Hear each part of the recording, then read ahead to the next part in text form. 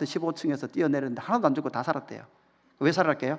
아버지는 기러기 아빠, 엄마는 새엄마, 큰딸은요 비행 청소년, 둘째 딸은요 날라리, 셋째는요, 여기 셋째를 문제 냈대. 셋째 아빠 뭘까요? 덜 떨어져서. 셋째는 덜 떨어져서 다 살았대. 그렇게 이런 이야기를 해야 애들이 쳐다봐요. 그러니까 콩가루 지발이 된 거예요. 완전히 하나님의 나라가 이렇게 엉망진창이 된 상태에서 하나님은, 자, 다른 말로 하면 모든 백성이 자기가 살고 싶은 대로 살았어요. 하나님을 섬긴다고 말하지만 자기가 하고 싶은 대로 살았어요. 그 속에 하나님께서는 누구를 보내셨는가 하면 선지자 엘리야를 보냈습니다. 선지자 엘리야를 통해서 하나님은 바알과 아세라에서 승리하는 영광을 보여주셨죠. 열왕기상 18장 38절, 이에 여호와의 불이 내려서 번제물과 나무와 돌과 흙을 태우고 또 도랑의 물을 핥은지라. 여러분, 제가 이 시간에 하나님께 다 기도했는데, 하나님 이곳에 임하셔서 이 강대상을 태워 주십시오. 하늘에서 막 지붕을 뚫고 불이 팍 내서 불이 팍 그죠? 주님, 좋은 아이에게 지금 그저 집중하지 못하는 아이의 뇌를 한번 쳐주십시오. 탁 치고 막 아멘 그러고 막 엄청난 놀라운 일이 일어난 거예요. 그죠?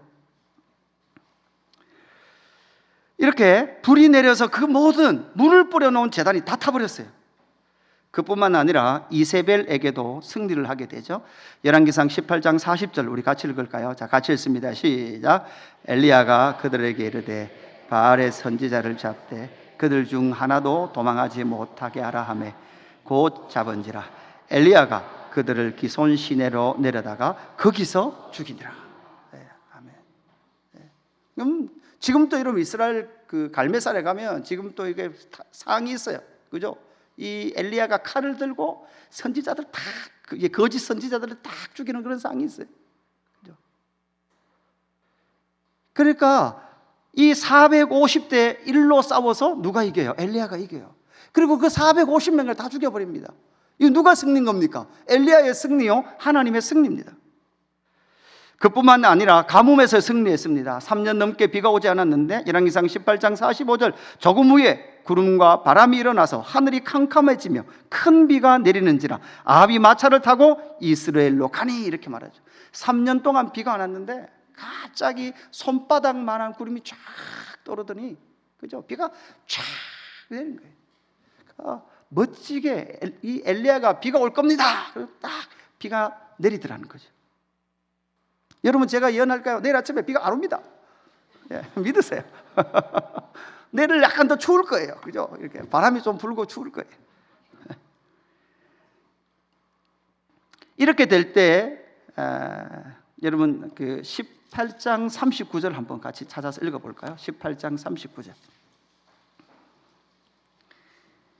우리 같이 읽어봅시다. 18장 39절 같이 읽습니다. 시작. 백성이 보고 엎드려 말하되 여호와 그는 하나님이시로다. 여호와 그는 하나님이시로다. 아멘. 그죠? 모든 백성이 엎드려 말하되 여호와 그는 하나님이시로다. 여호와 그는 하나님이시로다.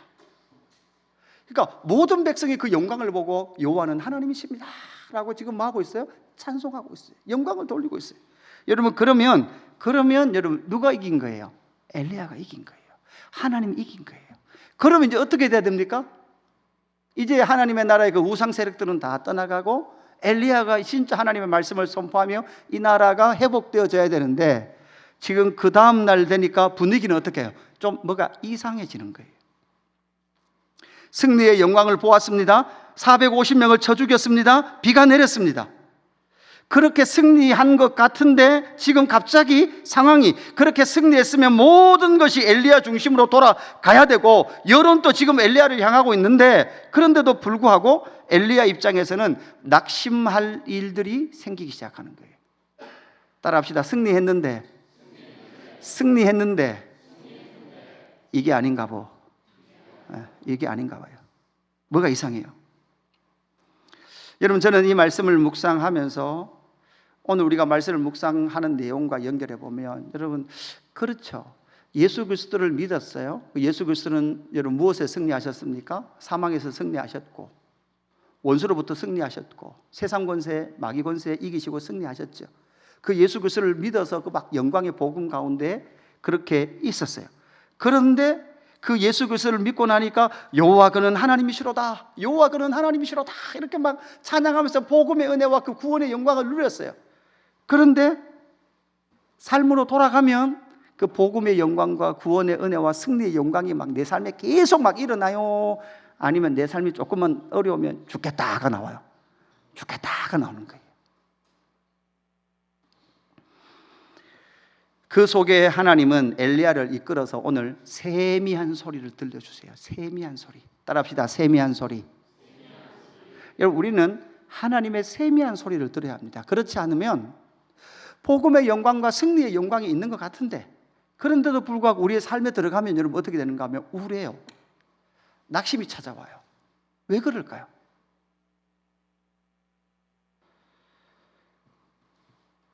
오늘 말씀 19장 1절 한번 같이 읽겠습니다. 19장 1절 2절 같이 한번 더 읽을게요. 19장 1절 2절 시작. 아합이 엘리야가 행한 모든 일과 그가 어떻게 모든 선지자를 칼로 죽였는지를 이세벨에게 말하니, 이세벨이 사신을 엘리야에게 보내어 이르되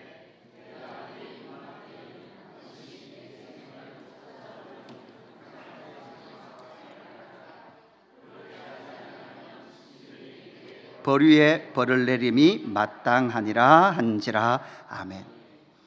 그러니까 450대 1로 싸워서 아합이 엘리야가 이겼죠. 그런데 그걸 보고 아합이, 그죠? 엘리야가 아합을 얼마나 그렇게 그래도 왕 대접합니까? 그죠? 왕이요, 마차 타고 빨리 가십시오. 그래 가가지고는 아내인 이 우상 숭배의 대마왕인 이 자기 아내 이세벨에게 뭐라 그래요? 쪼르륵 갖다 일러 바쳐요. 그죠? 쪼르륵 일러 갖다 바치는 거예요. 그러니까 이세벨이 뭐라 그래요? 내가 졌다 그래야 되잖아요. 여호와가 참신이라 그래야 되잖아요. 근데 그렇게 안 하고 뭐라 그래요? 엘리야에게 사람 보내서 내가 너를 내일 죽이겠다, 이러는 거예요.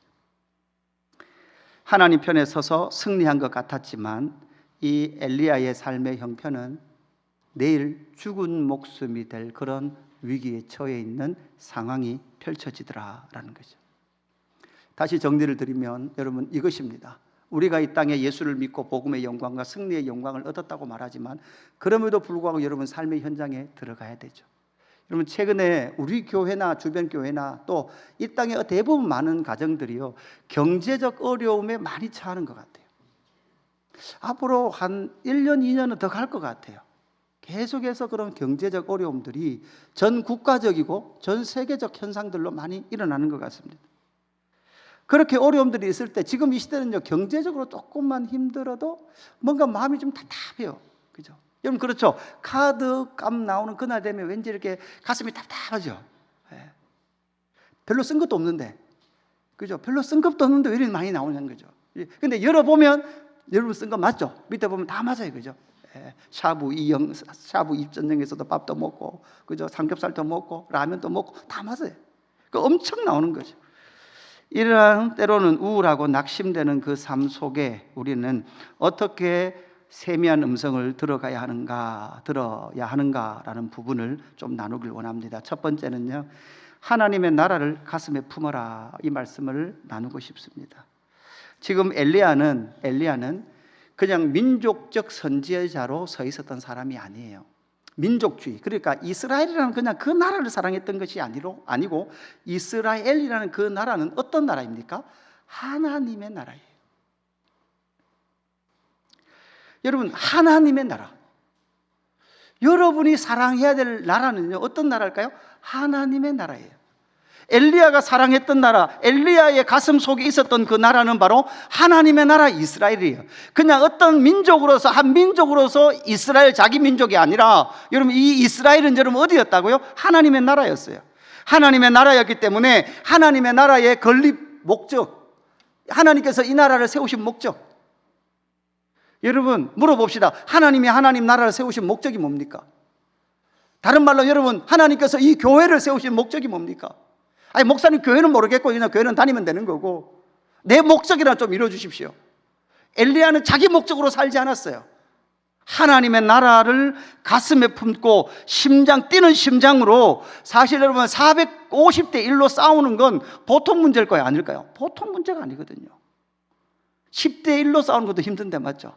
450대 1이에요. 450대 1.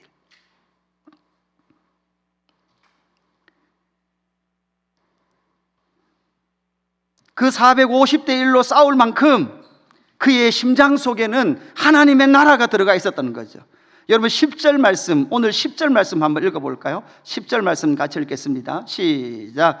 그가 다시 10절 찾았죠? 시작. 그가 대답하되 내가 만군의 여호와 열심히 유별하오니 이는 이스라엘 자손이 주의 언약을 버리고 주의 제단을 헐며 칼로 주의 선지자를 죽였사오며 오직 나만 남았거늘 그들이 내 생명을 찾아 빼앗으려 하나이다. 아멘. 그러니까 이거 보세요. 내가 만군의 하나님 여호와께 열심히 뭐 했다고요? 유별났어요. 이 사람 성향 자체가 그냥 열심히 하는 사람일 수도 있었겠으나 이 사람 엘리야의 심령 속에는 하나님의 나라의 회복에 관한 가슴 뛰는 심장을 가지고 있었던 사람입니다. 14절에도 엘리야가 똑같이 말해요. 열심히 유별하오니. 따라합시다. 하나님의 나라를 가진 자는 열심히 하게 되어 있습니다. 이 세상에 제일 힘든 사람이 열심 없는 사람들이에요. 그냥 물에 물 탄 듯 하면 하고 안 되면 못 하고. 그죠? 그런데 엘리야 안에는 그의 모든 삶에 열심이 있었어요. 특별히 개인적인 삶이 아니라 하나님의 나라에 관한 가슴 뛰는 심장을 가지고 있었단 말이에요.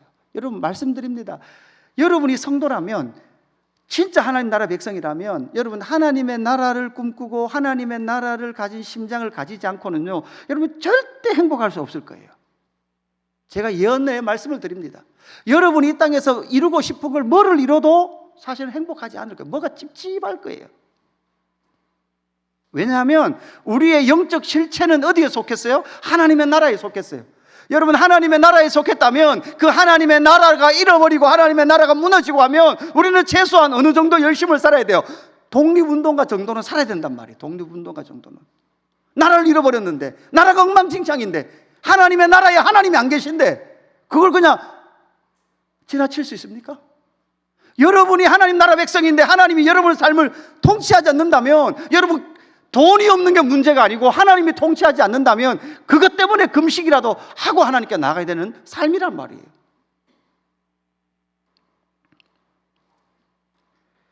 하나님의 나라에 대한 생각이 엉망진창이니까 여러분의 인생이 엉망진창인 거예요. 여러분 조금 듣기 힘들지만 여러분 들으셔야 돼요. 여러분 인생을 최선을 다해 살아보십시오. 그것만 열심히 쫓아 살아보십시오.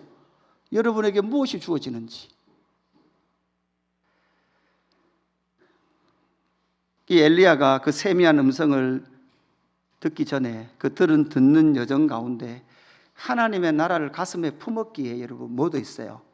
승리했고 그럼에도 불구하고 박해가 있을 때 여러분, 그러니까 낙심이라도 찾아오는 거예요. 낙심이라도. 여러분 낙심도 없는 사람이 있어요. 낙심도 없는 사람.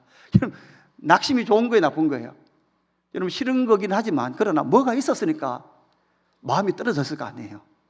제일 힘든 사람이 마음이 없는 사람이에요. 아예 생각도 없어요, 마음도 없어요, 아무것도 없어요.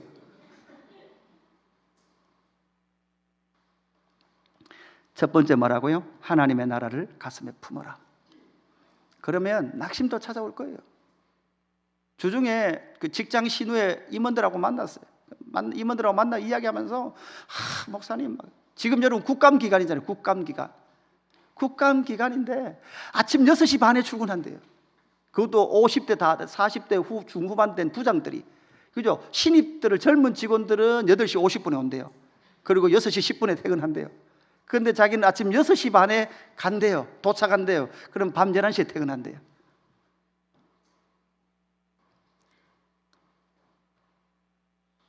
그렇게 치열하게 사는데도 화요일 점심시간에 자기들끼리 모여서 기도 모임, 수요일날 점심시간에 여기 와서 신우회 예배, 그리고 제가 부르면 또 중간에 또 막 나와가지고 막 그죠, 신우회 임원회 회의. 내년에 2024년 무슨 사역할까요? 우리 어떻게 해야 저기 다른 기관들과 더 연합할까요? 정신 나갔습니까?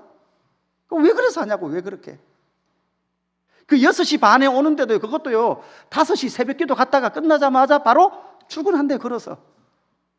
내가 보고 목사인 제가 존경스럽더라고요. 존경스러워. 그래서 하는 걸 보니까 그 속에 하나님의 나라를 가슴에 품었어요. 그리고 하나님의 나라가 직장 속에, 가정 가운데, 교회 가운데 온전히 세워지기란 갈망이 막 넘쳐나더라고요. 두 번째 우리 같이 읽어볼까요? 2번 같이 읽습니다. 시작. 기대한 뜻대로 되지 않을 때 몸부림을 쳐라. 그죠? 네. 도울 수 있는 다른 일이 없어요. 네. 따라합시다. 마음대로 되지 않는 건 참 기쁜 일이다. 여러분 이 제목 들을 때 기억나는 사람 있습니까?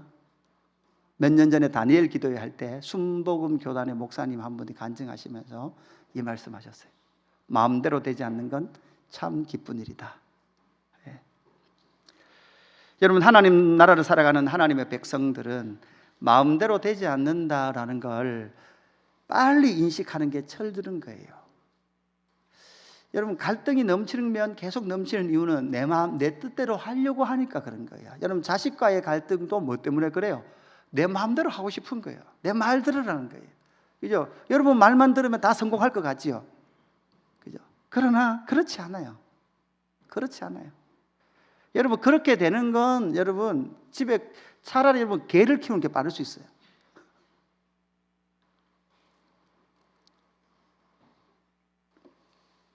엘리야는 지금 마음대로 안 되는 거예요. 승리한 것 같고 모든 것이 다 여호와께서 승리했고 그 승리의 중심에 내가 서 있는 것 같은데도 불구하고 지금 삶의 현실은 지금 이세벨이 더 눈을 뜨고 자기를 죽이려고 하는 그 현실 속에 몰아넣는 거예요.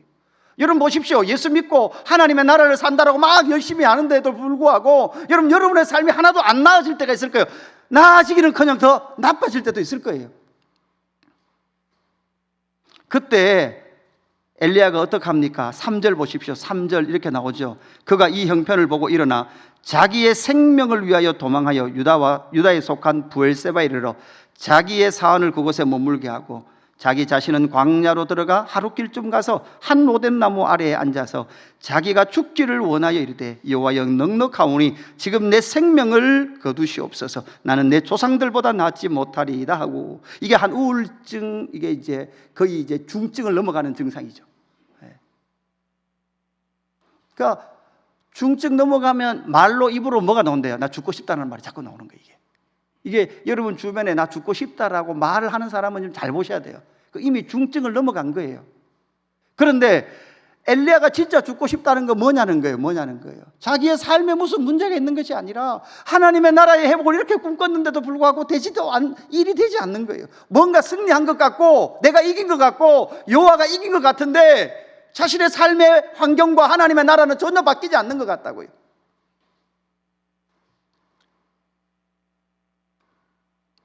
그래서 이 엘리야는 뭐라고 말합니까? 나만 남았거늘 이렇게 말해요. 나만 남았거늘.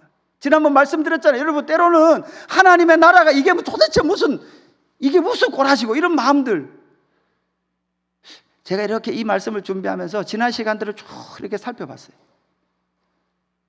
오늘 또 목사님들 모임이 있어서 교육이 있어서 다녀왔는데요. 그걸 들으면서도 많은 것들을 보면서 또 이번에 여러분 제4회 세계 로잔 대회가 내년에 인천에 있습니다. 내년 9월에 그 로잔 대회 모임이 있길래 저는 이렇게 누가 아는 분이 그 방에 초대를 해주시길래 나는 사도행전을 공부한다고 해서 사도행전을 공부하는 줄 알고 들어갔는데 그 준비 모임이 10명이 있더라고요.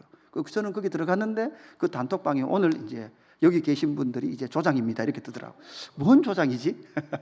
그러니까 30일 날 뭐 대구 전체 대구 경북 대회가 있는데 그 대회에 한 그룹의 목사님들 그룹에 조장을 해야 된다는 거예요.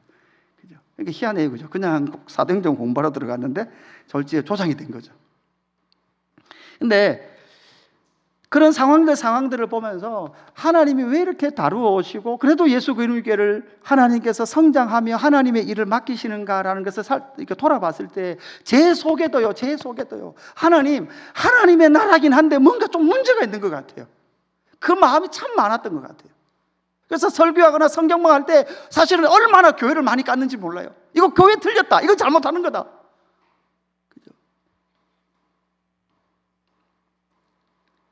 그런데요, 예수 그 이름 교회도 내가 생각했던 대로 그렇게 잘 안 되더라고요. 마음 먹은 대로 안 되더라고요. 제일 안 되는 게 누굴까요? 저예요, 저. 그죠? 막 금식 기도도 하고 싶은데, 여러분 금식 기도 합시다. 그죠? 누가 제일 못 하겠어요? 내가 못 하겠어. 죽을 것 같아요. 여러분, 마음대로 안 된다, 마음대로 되지 않는구나라는 것을 아는 게 여러분 철든 인생이에요. 따라합시다. 마음대로 되지 않는 건 참 기쁜 일이다. 여러분 왜 그럴까요?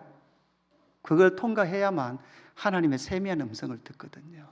하나님의 뜻을 발견하거든요. 마음대로 안 됩니다. 내 자식도 마음대로 안 되고 내 배우자도 마음대로 안 됩니다. 그런데도 하나님은 계속해서 누구를 먹입니까? 엘리야를 먹이면서 그를 데리고 오십니다. 그리 시내가에서도 까마귀로 먹였죠. 시돈의 사르밧 가부 집도 하나님께서 먹이셨습니다. 지금 8절에도 보니까 이에 일어나 먹고 마시고 그 음식물의 힘을 의지하여 40주 40야를 가서 하나님의 산 호렙에 이르렀다, 이렇게 말하죠. 하나님의 산 호렙에 이르도록 하나님께서 뭐 한 거예요? 먹이신 거예요. 그러니까 하나님이 끌고 오신 거예요. 하나님이 어디까지? 호렙까지.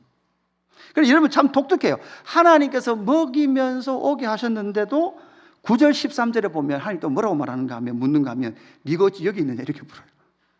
하나님께서 먹을 거 줘서 여기까지 오게 만들어 놓고는 뭐라 그래요? 네 왜 여기 있노? 이렇게 물으세요. 그러니까 엘리야가 간 거예요? 하나님 부르신 거예요? 대답하기 좀 곤란하죠. 그러니까 사실은 엘리야가 간 거예요. 엘리야가 가는데 엘리야가 이까지 못 올까 싶어가지고 하나님이 중간중간 뭐 하신 거예요? 먹이신 거예요.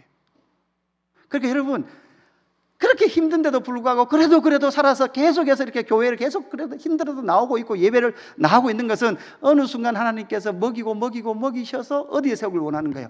호렙산에 미세한 하나님의 소리를 듣는 자리까지 하나님은 이끌어오기를 원하시는 거예요. 쟤들 지금 뭔 말인지 하나도 몰라요. 그죠? 저 청소년 애들 저게 뭔 말인고 맞지? 저게 뭔 말인고 맞지? 그래도 감사하게 앞자리에 앉았어요. 대단해요, 쟤들이요. DDS 2주차에 벌써 앞자리에 앉았어요. 할렐루야. 그죠?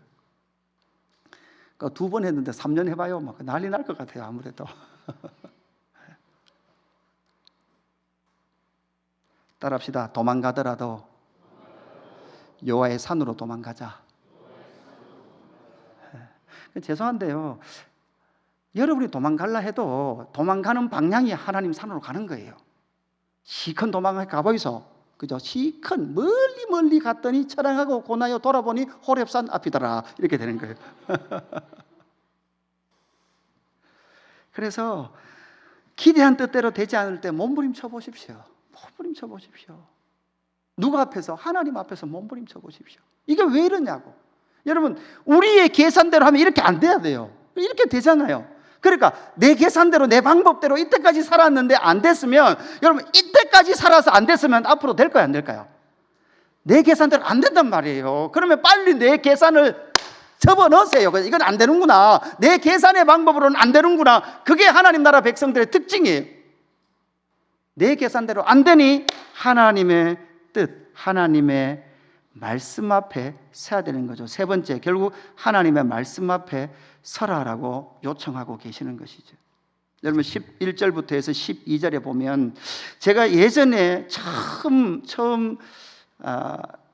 이 말씀을 묵상할 때 이 말씀이 참 독특하게 들렸어요. 여러분 11절부터 어떤 말씀이 나옵니까? 하나님 앞에 서는데 크고 강한 바람이 산을 가르고 바위를 부수나 바람 가운데 여호와가 계셨어요, 안 계셨어요? 계시지 않았어요. 그 다음에 뭐요? 지진이 막 임해요. 지진이 막 임하고 막 땅이 흔들리는데 여호와가 계세요? 안 계세요? 안 계세요. 세 번째, 불 가운데 불이 막 임해서 태우는데 불 가운데서도 하나님 계셔요? 안 계셔요? 안 계셔요. 근데 불이 다 지나고 나서 바람, 지진, 불 다 지나고 나니까 그 다음 뭐가 나와요? 세미한 소리가 나와요. 제가 이 말씀을 묵상할 때 아마 고등학교 언제 부흥회 지나고 있던 것 같아요. 부흥회 지나고 그의 부흥회는요, 막 강사님이 막 불 하시는 목사님이었어요. 그러면 안사만 막 날아가고 막 그죠? 막 모두 다 뜨겁다 그러고 막 난리가 난 부흥회였던 것 같아요. 근데 그 부흥회를 끝나고 이 말씀을 딱 묵상하는데 여러분 잘 보십시오. 크고 강한 바람이 산을 가르고 바위를 부수나, 여러분 이게 은혜 받을 때 모습 같아요. 막 바람이 임하고 막 다 깨지는 것 같아요. 막 나의 생각이 다 깨지고 막 다 깨지는 것 같아요. 그런데 여러분 우리는 이 경험에서 그냥 머물러 버려요. 와, 오늘 하나님께서 막 불을 내려주셨다. 그래서 어쩌라고요? 불 들고 가실래요? 그죠? 강한 바람이 불어서 막 다 깨진 것 같아요. 지진이 일어나서 내 인생이 막 지진처럼 일어나서 새롭게 세팅되는 것 같아요. 그리고 불이 임해서 내 모든 죄를 막 다 태우는 것 같아요. 그런데 문제는 뭐예요? 이렇게 하고 집에 돌아가는 거예요. 어디까지 안 가는 거예요? 세미한 음성까지 안 가는 거예요. 그리고 나서 다음엔 또 뭘 찾아요? 또 은혜 받아야 되겠다. 뭐 하나님 힘듭니다. 좀 열심히 쉬어가지고 이번에 또 바람도 한번 경험하고 불도 한번 경험하고 지진도 한번 경험하고, 그렇게 경험하고는 또 어떻게 해요? 집에 가요. 우리 금요 기도회가 여러분 보세요. 금요 기도회도 막 은혜 받고 막 안수기도 하면 막 은혜가 임하고, 여러분도 기도하면 막 성령의 은혜가 임하고 막 찌릿찌릿하고 막 그죠? 눈물도 나고 막 그죠? 그게 우리가 생각하는 은혜예요. 그런데 그 은혜가 어디까지 가야 된다고요? 그걸 다 통과하여서 세미한 소리가 들릴 때까지 가야 돼요. 오순절 마가 다락방에 성령이 임했을 때 꼭 이와 같았습니다.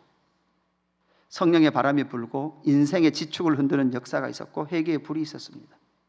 그러나 초대교회는 그것으로 끝나지 않았습니다. 초대교회는 그 이후에 베드로의 설교에 의해서 왜 교회가 세워져야 하며 왜 교회를 하나님께서 이 역사를 이곳까지 이끌어 오셨는지에 대해서 분명하게 베드로를 통해서 말씀을 들었습니다. 그리고 나서 여러분 교회 시대인 저와 여러분, 지금 이 시대는 여러분 무엇입니까? 하나님의 세미한 음성이 여러분 어디에 나오는 거죠? 이 진리의 말씀 속에 기록되어 있는 거예요. 여러분의 인생을 바꾼 진리의 말씀이 있으신가요? 우리는 찌릿하고 성령이 임해서 뭔가 몸이 떨리고 무슨 신비한 것을 경험하면 오늘 충만히 성령이 임했고 내가 불 받았다라고 말하지만 그것은 허상일 가능성이 많습니다. 어디까지 가지 않으면, 기록된 진리의 말씀이 내 삶을 꼭 붙드는 데까지 가지 않으면 여러분 평생 그냥 그것만 하다가 끝나실 거예요. 앞에 있는 이런 일이 일어나는 이유가 뭔가 하면 하나님의 세미한 음성을 듣기 위한 과정, 통과해야 될 여정이다라는 것을 우리에게 말씀해 주고 있는 것이죠. 오늘 말씀을 정리합니다. 세미한 소리가 있는지라. 이 세미한 소리를 듣기 위해서 엘리야가 통과했던 것이 뭐라고요? 하나님의 나라를 가슴에 품었어요. 가슴에 품었는데도 불구하고 마음대로 안 돼요. 마음대로 안 돼. 얼마만큼 마음대로 안 돼요? 죽을 것만큼 안 돼요. 죽을 것만큼. 여러분 선교 현장에 선교사님들 가보십시오. 뭐가 힘들어요? 죽을 것처럼 안 돼요. 복음의 열매가 안 맺혀요. 될 것 같은데 내가 이 정도 들어가가지고 이 정도 헌신해가지고 이 정도 그들에게 교제하고 관계하고 선물 주고 나누면 열매가 맺힐 것 같은데 안 돼요. 죽을 것 같은 거, 죽을 것 같은 거죠. 그럴 때 그 속에서 더 몸부림치며 나갈 때 바람, 지진, 불 이런 역사들이 막 일어날 거예요. 그런데 거기서 멈추지 마십시오. 거기서 멈추는 것이 아니라 그 모든 것을 넘어 하나님의 세미한 음성, 여러분 뭐라고요? 여러분 육신에서 귀에 들리는 게 아니고 여러분 뭐요? 이 진리의 말씀이 여러분의 눈에 들어오기 시작해요. 꿀송이보다 더 달아요. 꿀송이보다. 여러분 지나간 한 주 동안 말씀을 묵상하면서 꿀송이보다 더 달았습니까? 우리 DDS 하는 애들이 막 보여서 목사님 큐티 다 적었어요. 이렇게 막 이렇게 나는 큐티하는 여자예요. 그러면서 이렇게 막 보여주더라고요. 여기 계신 분들 중에도 DDS 들어와야 될 분들 많아요. 말을 안 해서 그렇지. 매일 점검하고 쪼아야 그렇게. 그죠? 큐티 한번 1,000원 줘야 할 분들이 많단 말이에요. 하지. 사랑하는 성도 여러분, 정말 하나님 말씀 앞에 서 보십시오. 그리고 그 말씀이 생명수처럼 시원하고 영혼의 꿀처럼 달콤하게 들려서 세상과 나는 간고도 없고 내 삶의 어떠한 문제도 나를 다스리지 없는 진리의 말씀이 내 안에 역사하도록 할 때 우리의 삶은 하나님 앞에서 온전히 세워질 뿐만 아니라 하나님의 나라는 이 땅 가운데 저와 여러분을 통하여 온전히 세워져 갈 줄로 믿습니다. 찬양하겠습니다. 내가 소망하는 아버지 나라. 여러분 이 찬양 2절에 보니까요, 비록 부족함과 슬픔 많아도 주를 알아갈 때 참 만족 있네. 이번 주에 어느 교회인지는 모르겠어요. 제가 한번 그 주일 설교 때 한번 틀어드리려고 그래요. 그분이 이제 그 교회에 와서 얼마 안 됐는데 은혜를 많이 받던 분 같아요. 근데 그분이 간증을 하면서 이렇게 간증해요. 저는 겨우 그냥 아내 따라, 아마 그러니까 아내 따라면 누굴 따라 교회에 왔는데, 그래서 좀 신앙을 가지려고 하는데 신앙도 잘 안 자라는데 진짜 어려웠던 건 설교를 좀 듣는데 잠이 와서 좀 자다가 깰 때쯤 되면 꼭 목사님이 운대요. 그래서 우리 목사님 왜 우노? 전혀 우는 박자를 못 맞추겠대요. 왜 우는지. 근데 갑자기 듣는데 제 같은 거예요. 그 목사님이 오늘 또 우는구나. 그런데 그분이 그러더라고요. 어느 순간 은혜를 받고 나니까 목사님이 왜 우는지에 대해서 이해가 되기 시작하더래요. 여러분 왜 우는지 아십니까? 내가 너무 부족해요. 저도 슬픔이 많은 것 같아요. 어떤 슬픔? 여러분 모습들을 보면요, 정말 하나님께서 세우신 아름다운 가정이고 하나님의 형상과 모양의 사람들인데요, 그리고 여러분을 통해서 하나님의 나라를 세워가기를 원하시는데 상처와 아픔과 괴로움과 연약함과 내 뜻대로 되지 않는 것 때문에 분투하는 모습을 보면 참 마음이 아파요. 근데 반대편에는요, 하나님의 나라 때문에 너무 심장이 떠요. 그러니까 뭔가 엘리야처럼요, 뭔가 이긴 것 같고 복음이 승리한 것 같은데도 뭔가 잘 안 되는 거에서 오는, 계비에서 오는 눈물이 많은 것 같아요. 그러나 여러분, 이미 하나님의 나라와 승리는 우리 가운데 임한 줄로 믿습니다. 그래서 우리는 아직 완성되지 않은 하나님의 나라를 살아가며 완성을 향해 전진해가는 여정인 줄로 믿습니다. 그래서 눈물도 많고요, 때로는 아픔도 있을 거예요. 그러나 하나님의 나라의 영광을 고대하며 전진해가는 저와 여러분 되기를 주님으로 축복합니다.